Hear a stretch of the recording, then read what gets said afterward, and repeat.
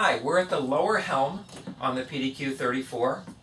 One of the very interesting design features of the boat is the fact that it has two complete helm stations. One up on the flybridge, one down below here. I think you'll find that most people will say that they primarily use the flybridge helm station because of the enhanced visibility, but there are times when the weather is really inclement, and in that case it is a wonderful feature to be able to come down here where it's warmer and or cooler, protected from the weather and the wind. And also, interestingly enough, they positioned this lower helm station right on the pivot point, if you will, of the boat. So if you do get caught out in very rough seas, this is the calmest place on the entire boat to be sitting.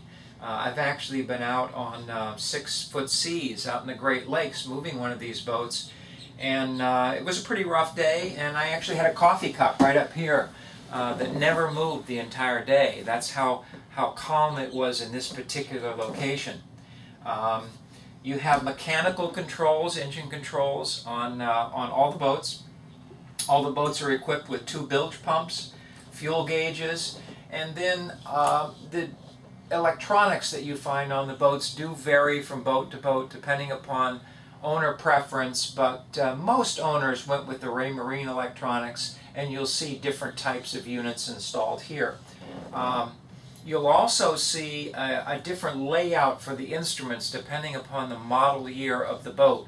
This happens to be a 2006 boat, and one of the things they did was to move the engine instruments from the front of you here up to this upper panel here to give more room in the lower panel for larger electronics.